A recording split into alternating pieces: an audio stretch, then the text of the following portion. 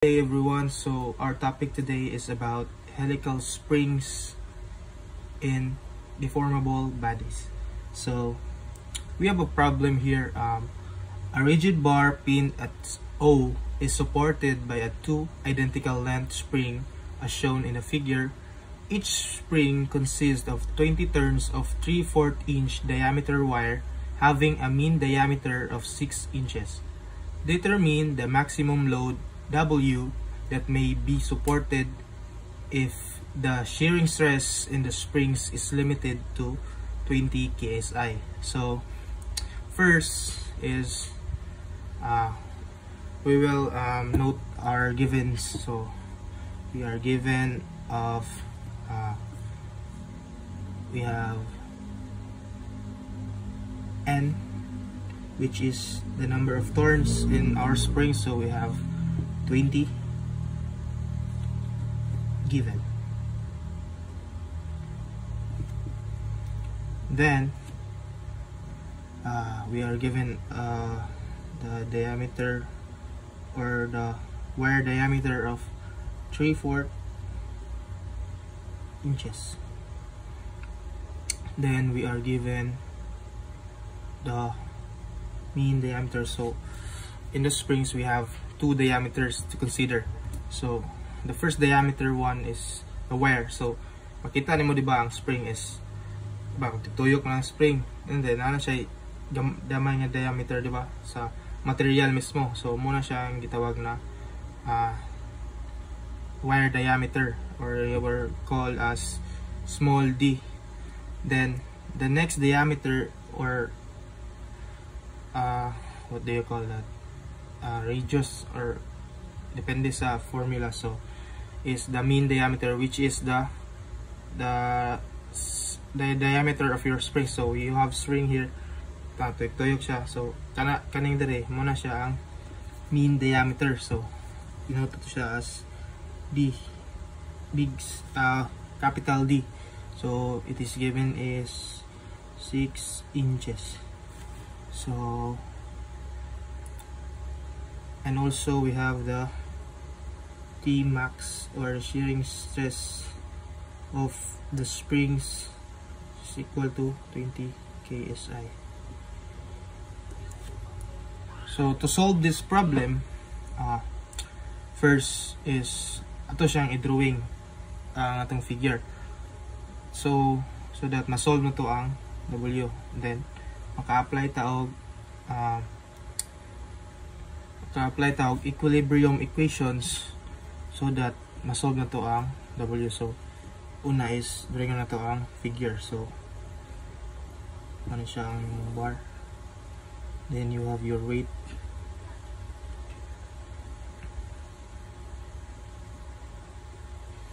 then na-drawing mo pin, then nakay spring dire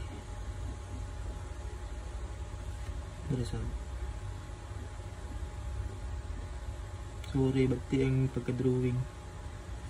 So kana,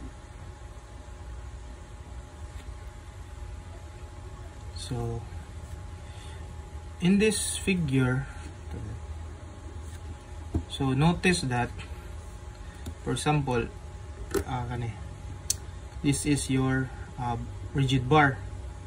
If mo apply kag load dire W, di ba mo ana na siya, then ang response sa mong spring na is dapat ang spring is mobalik dito sa siyang original form. So if mo ana na siya, meaning kani nga spring is dapat mobalik siya dito sa ka, hindi ana nimo apply para equilibrium siya. So meaning ang force ani is upward, same na siya niya. So call that P. Then diri sa P kasab, if maana na siya, maana ang tendency po na is ituklod niya pabalik ang rigid bar, so para mo steady mo equilibrium. So ang force diri is paubos. So para naay distinction, so we will call this spring P1 and isa is P2. So to solve, mag-apply ta og equilibrium equations. So as you can see, napon na siya yung reaction diri, which is x ug y, which kay isa siya ka pin. So P O Y, and diri po diri na siya reaction dira. So P O X. So dili na nato na kinahanglan can neglect that, kay if we use summation of forces along y, ma-include na to ang reaction sa O, which is dili naman siya kinahanglan gyapon solvon. So we will use summation of moment in at O. So para makuha na to, ma-neglect na to ning duha ka reaction, so kanirang tulot tong magamit. So summation of moment at O is equal to 0, assuming that clockwise is positive. So as you can see, butkan sa nato siya mga counter distance. So the distance there is 2 feet, and then there is 4 feet, 3 feet pa there. So moment, which is P1 counterclockwise, so meaning negative, so negative P1 times its length, which is 2 feet. Then kaning P2, so pasaka sa to, so counter gapon siya from here. So negative P2 4 feet. And then ang imong weight, which is clockwise, so positive times its length, which is 4 plus 3 from C0 IO, so 7 feet equal to 0. So dire is dili Japan nato ma-solve, kulang Japan ang ato ang equation. So dire na mosulod ang kaning ato ang given nga shearing stress sa spring. So sunod na itong i-analyze para ma-solve na ito ng P1 o P2, then ma-solve na ito ang iyang weight or iyang load, is ato siyang i-tanawon as na ako na siya ay taga na ning move na siya. So meaning from here, if applied na ang load, so meaning ingana na siya, hindi na siya straight, niliyap na siya. So we can draw that as here.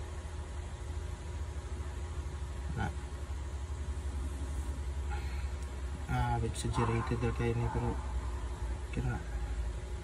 So there. So assuming kaning broken line mo ni imo ang original position. Tapos na diri mo wait. So kani karon is nadiri mong spring, for imagination lang, nadiri mong spring. Kanay karon is your deformation, kani po sa pikas. So this is your deformation 1 and your deformation 2. So same ra Japan diri ang iyang length, which is 2 feet. There is 4 feet. There ka ni. So, aning figure is pwede ta mo gamit og ratio and proportion, since this angle is same to this angle. So, pwede na to siya gamit ang ratio and proportion. So, the equation karon is the deformation 1 over its length, which is kani 2 feet, is equal to deformation sa spring 2 over iyang length sa ubos is 4 feet. So simplify na to, may mo siya na siya nga multiply na siya 4 feet. Cancel. So dire 4/2 is 2. So 2 deformation 1 is equal to deformation 2. So kani karon is mao imong equation. Then na naman tayo ng relationship, dili gyud na to siya ma-relate ani. So atong buhaton is ato na siyang i-expand, which is ang formula sa deformation is equal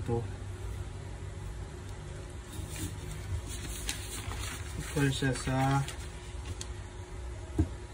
64 force R then R cubed plus number of turns over rigidity then D to the 4. So kani ito na siyang ibutang dalaran. So ito na ito 2 64 P Q N over J G D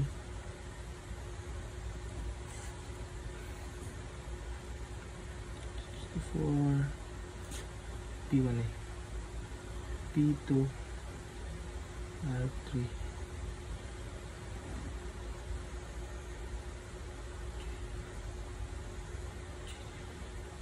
kani siya is 2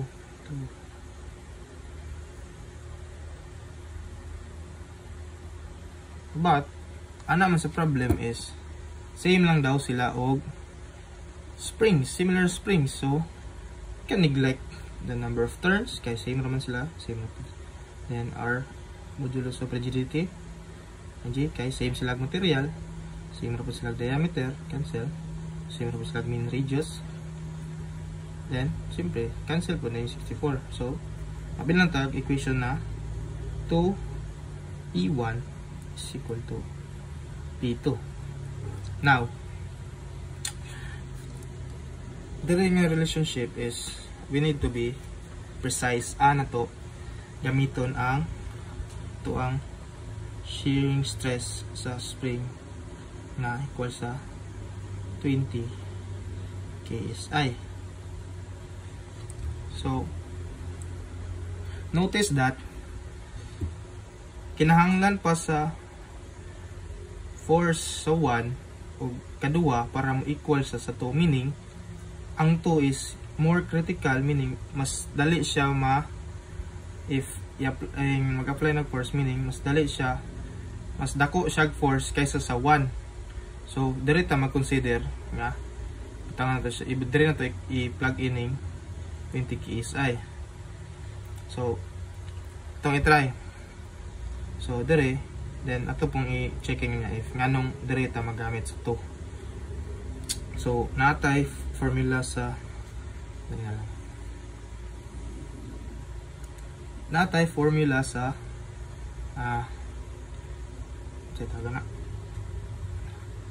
shear stress sa spring na equal sa 16 force, so 2 man itong i-consider, so force 2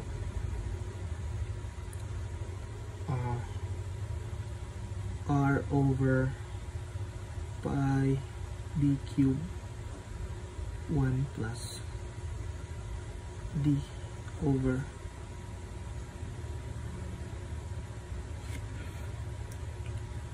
R. So from here, so we need to solve for P2. So ito yung isang manipulate. So we have P2 is equals to kani is mababaw, so pi times G max over kani maubos mo na manipulate, so 1 plus d 4R times kaning 16 times r pod. So kana.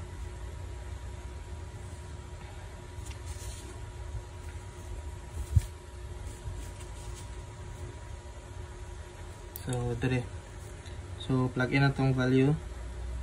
So natay pi tong diameter which is gamay man siya nga letter, so muna ato ang diameter sa wire. So natay 3/4 inches na raised to 3 times ito ang shear stress nga 20 KSI, so sino nag kilo PSI na siya, so times 10 raised to 3 LB per inches squared. Ano natong PSI, so over 1 plus 3/4 inch over 4. Itong mean radius is given tag diameter ng 6 inches, so just equal to 3 inches. And then 16 times 3 inches. So calculate na to.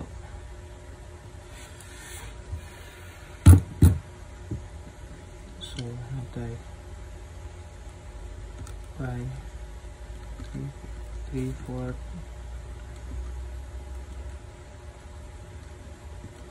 is to 3 20 times 10, so was 1 plus 3/4 3 times 4 times 3 times 16 times 3 inches. So natay answer nga 519.75 pounds.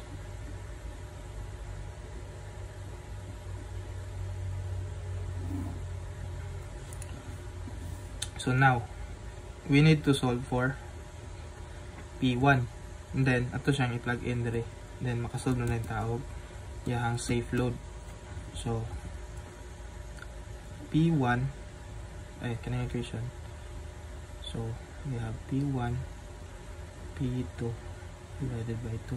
So kani ato lang siyang i-divide og 2, so P1 is equal to divide na pa nito, so 259.85 pound. So balik ta atong equation, which is negative P1 2 feet, P2 4 feet plus 8 7 feet equal 0. So itong i-manipulate pala na ito talang dito, which is load times 7 feet is equal to positive P1 2 feet plus P2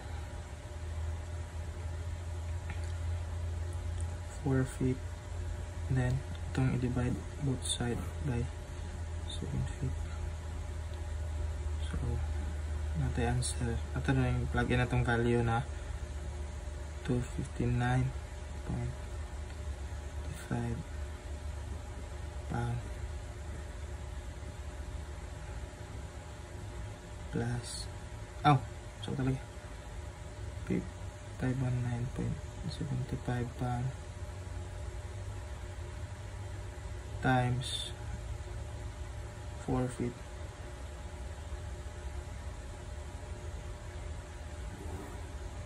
feet. So okay, go. The answer is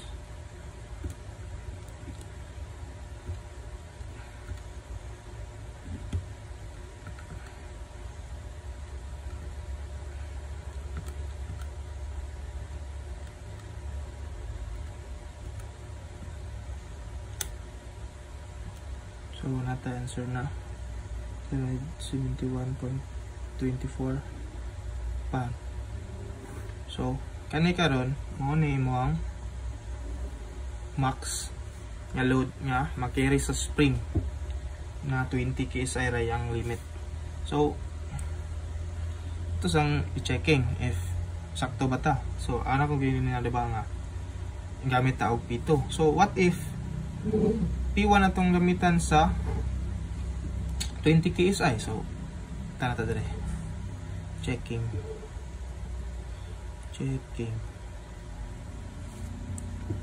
So kani nga equation. So what if P1 is equal to pi, diameter na to is 3/4 cube 20 times 10 is to 3 over 1 plus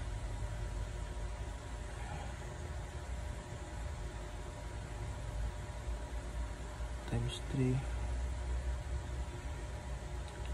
16 times 3.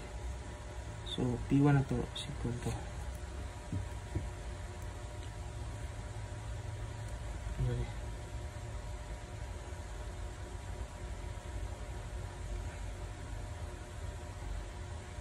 dili alagi sa talagi equal lagi pun siya ni. So kani imong may imong P1 di ay. So mana na may imong P1 nimo. So if kana karon i-relate na to ani nga equation. So imong P2 is equal to 2 times the P1 dire. So 519.74 75 1. So mahimo siya 1,339.49 pound. Ya, kaniran checking na to sa 2. So ang yahang stress kana karon is pila. So spring.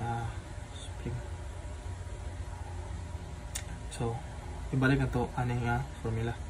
So 16 itong P2 kay kanin naman, so 1039.49 then itong R is 3 by 3/4 is 3 decimal pi times 1 plus 3/4 over 4 times 3. So imong stress sa spring is equal to 16 1,039.49 times 3. So over pi 3/4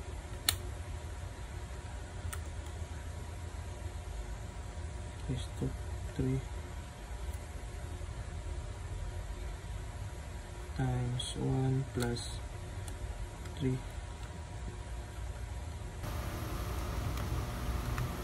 over 4 times 3. So mali.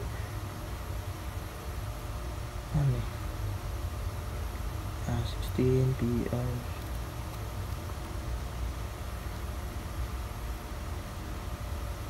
3/4. Sakto man. Sakto dahil. So kani. So nakay kani is naka PSI pa, so divide na to 1,000. So nakay 39.9 KSI, which is dili na pwede is kay lapas na sa giingon nga 20 KSI ra dapat. So the correct answer is this one. kaning kuan imong gamiton P2 but kanimo sa imuhang maximum shear stress sa maximum stress sa spring. So mana siya. So to verify if basin dahil nasipya to sa unit, so mag unit kuanta diri analysis sa atong answer.